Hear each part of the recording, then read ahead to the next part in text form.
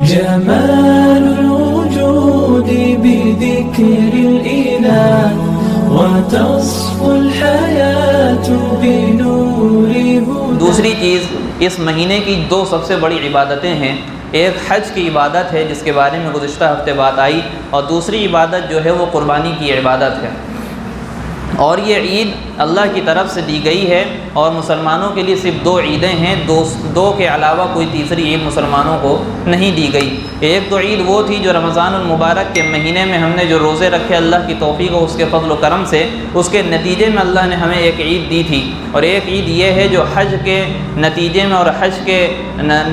کے جو ہے نتیجے میں یہ ہم کو عید ملی ہے، جس کو ہم بقرعید کے نام سے جانتے ہیں، عید قربان کے نام سے جانتے ہیں،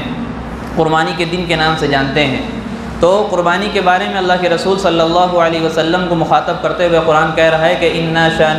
انا اعطیناک الکوثر، اللہ تعالیٰ کہہ رہے ہیں کہ ہم نے آپ کو حوض کوثر عطا کیا ہے، ہم نے آپ کو حوض کوثر عطا کیا ہے۔ فصلی لربک وانحر، تو آپ کے لیے ضروری ہے کہ آپ اپنے رب کے لیے نماز پڑھیے اور قربانی کیا کیجیے۔ اس سے پتہ یہ چلا کہ ہر مسلمان پر قربانی واجب ہے، لیکن علماء نے مسئلہ لکھا ہے، فقہاء نے مسئلہ لکھا ہے کہ قربانی سب پر واجب نہیں ہے، بلکہ جس پر واجب ہے اس کے لیے ضروری ہے کہ وہ مسلمان ہو، عاقل ہو، بالغ ہو، اور اسی طریقے سے آزاد ہو اور مقیم ہو۔ مسافر اگر کوئی شخص ہے اس کے اوپر قربانی واجب نہیں ہے۔ صاحب نصاب کا مسئلہ زکوٰۃ کے معاملات میں بھی آ گیا تھا، اور اسی طریقے سے ابھی گزشتہ ہفتے حج کے نصاب کے معاملے میں آیا، اور صدقہ فطر میں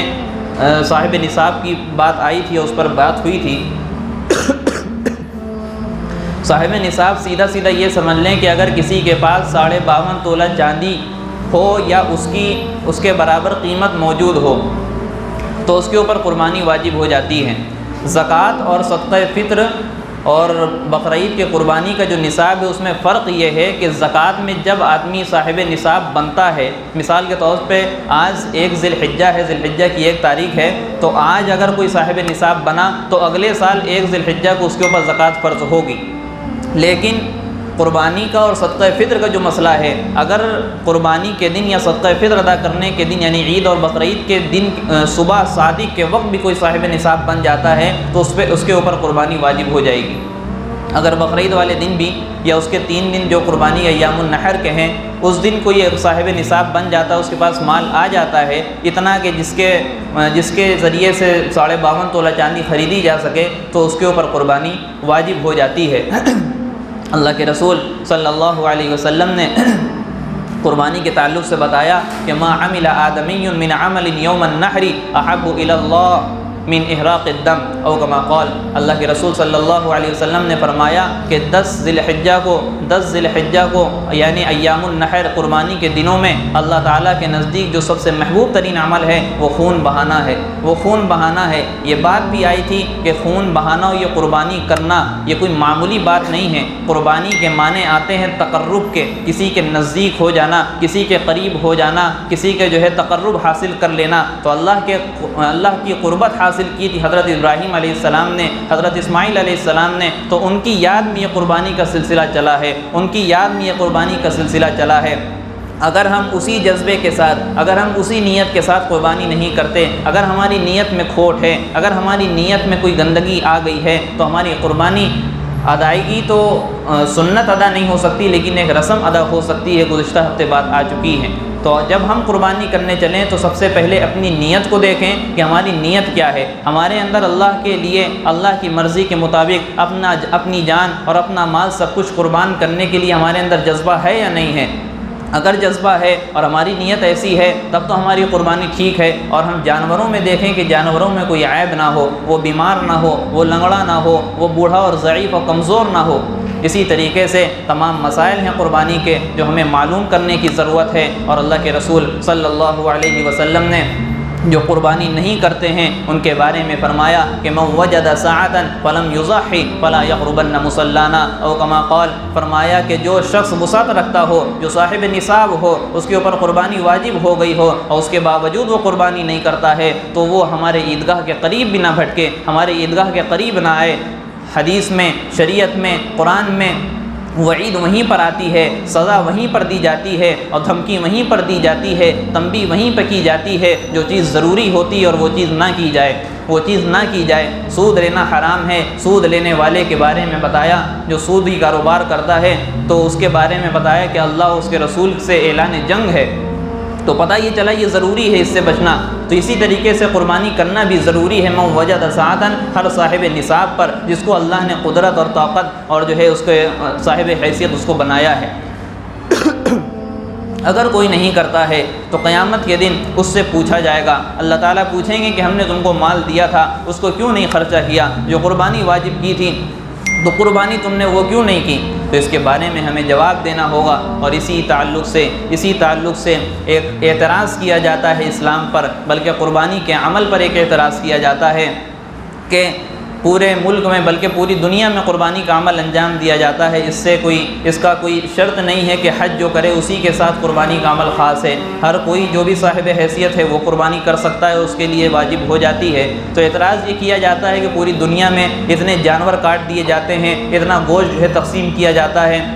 انہی پیسوں کو ہم بجا کر کسی غریب کو دے دیں، کسی رفاہی کام میں لگا دیں، کسی مہمان خانہ بنا دیں، کوئی ایسی چیز بنا دیں جس سے عام لوگوں کو فائدہ ہو، باہر فریج لگوا دیں، کنواں کھدوا دیں، تمام کام ہیں رفاہی کام، اس میں ہم یہ پیسہ لگا سکتے ہیں۔ اربوں خربوں روپے جو جانوروں میں کٹوانے میں اور اس کو کھانے میں اور اس کو بانٹنے میں لگا دیے جاتے ہیں، یہ جائز نہیں ہے۔ یہ اصل میں اعتراض ہے ملحدوں کی طرف سے، یہ اعتراض ہے ان کی طرف سے جو اسلام کے دشمن ہیں، یہ اعتراض ہے ان کی طرف سے جو مسلمانوں کے دشمن ہیں۔ ان کو اس کی فکر نہیں ہے کہ جو ہے غربت کیسے ختم ہو، اصل میں ان کے دل میں غربت کا مسئلہ نہیں ہے، ان کے دل میں مذہب کی دشمنی بیٹھی ہوئی ہے، اس وجہ سے وہ اعتراض کر جاتے ہیں۔ اگر کسی شخص نے غور کیا ہوگا اور اس نے جو ہے تھوڑی تدبر کے ساتھ اگر سوچے گا تو دیکھا جائے تو اس قربانی میں بہت سے معاشیات کا جو فائدہ ہوتا ہے، بہت سے جو ہے لوگوں کے کاروبار میں اضافہ ہو جاتا ہے، اور بہت سی جو ہے جو اکانومی ہے وہ بڑھ جاتی ہے۔ جب ہم جانور لے کر کے آتے ہیں، چاہے وہ بکرا ہو، چاہے وہ کوئی بھی قسم کا جانور ہو، تو ہم جس سے لیتے ہیں ظاہر سی بات ہے اس نے سال بھر پالا ہے، 2 سال پالا ہے، 5 سال پالا ہے بڑے جانور کو،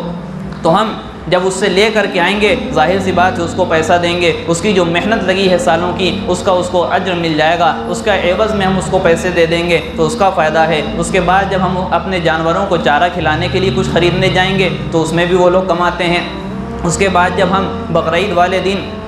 کسی چکوے کو اور کسی کسائی کو بلا کر کے لائیں گے، اس کو ہم کچھ پیسے دیں گے، اس کو جو ہے مزدوری دیں گے تو اس کا فائدہ ہے۔ اس کے بعد جب کھال نکلتی ہے اس کے چمڑے کو ہم جو ہے دوسری جگہ ٹرانسفر کر دیتے ہیں، کئی مدرسے میں دے دیتے ہیں، تو اس کا ایک لاکھوں لوگوں کا کاروبار، کروڑوں لوگوں کا کاروبار تقریباً کانپور وغیرہ میں چلتا ہے، ان لوگوں کا فائدہ ہوتا ہے۔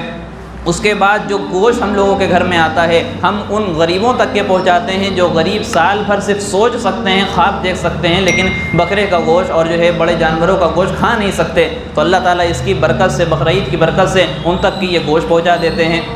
تمام چیزیں ہیں، اگر ہم دیکھنے پہ آ جائیں تو شروع سے لے کے آخر تک کے یہ ایک جو ہے نظام اچھا بنایا ہے، اللہ کی طرف سے بنایا گیا ہے کہ جس کی وجہ سے غربت دور ہوتی ہے۔ اور غربت کا اصل مطلب یہ نہیں ہوتا کہ ہم پیسے لے کر غریبوں میں بانٹ دیں، غربت ختم کرنے کا اصل مقصد یہ ہوتا ہے کہ غربت جہاں ہے، جہاں لوگ غریب ہیں، وہاں ایسا کام شروع کر دیا جائے جہاں پیسہ مسلسل آتا رہے۔ آج ہم نے پیسہ بانٹا، کل وہ ختم ہو جائے گا، اس کے بعد کیا کیا جائے گا؟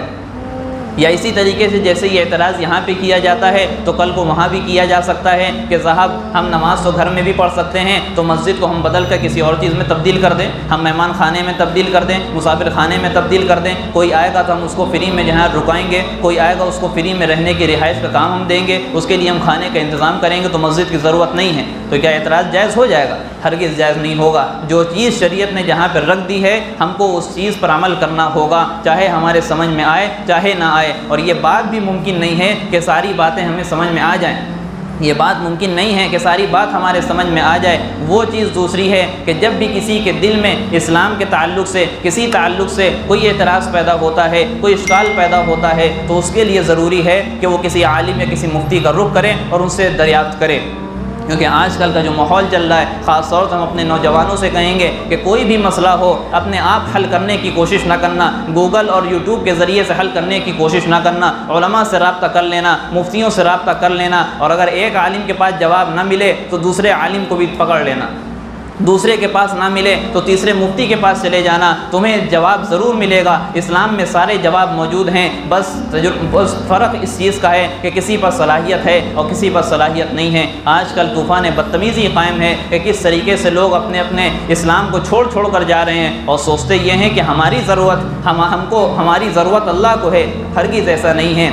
ہم کو ضرورت ہے اسلام کی، ہم کو ضرورت ہے اللہ کی، تو تمام چیزوں کی ہمیں فکر کرنا چاہیے۔ اور کوئی اعتراض اگر ہوتا ہے، کوئی چیز پیدا ہوتی ہے، کوئی مسئلہ پیش آ جاتا ہے، تو ہماری ذمہ داری سب سے پہلے بنتی ہے کہ ہم علماء سے رخ کریں، ہم علماء سے رابطہ قائم کریں، ان سے مسئلہ دریافت کریں، اور اس کے بعد جب ہم کو اطمینان ہو جائے اس کے بعد ہم اس پر عمل کرنا شروع کریں۔ اللہ تعالیٰ سے دعا ہے کہ اللہ تعالیٰ ہم سب کو کہنے سننے سے زیادہ عمل کی توفیق عطا فرمائیں۔ جن لوگوں نے قربانی کا ارادہ کیا ہے ان سب کے ارادوں کو قبول فرمائیں اور قربانیوں کو قبول فرمائیں۔ جو لوگ حج کے لیے گئے ہیں ان کے حج کو قبول فرمائیں۔ آمین وآخر دعوانا ان الحمدللہ رب العالمین۔ ویڈیو اگر اچھی لگی ہو تو لائک کریں، شیئر کریں اور چینل کو سبسکرائب کرنا نہ بھولیں، اور ساتھ ہی ساتھ بیل آئیکن کو پریس کریں تاکہ نئی ویڈیو کی نوٹیفیکیشن آپ کو ملتی رہے۔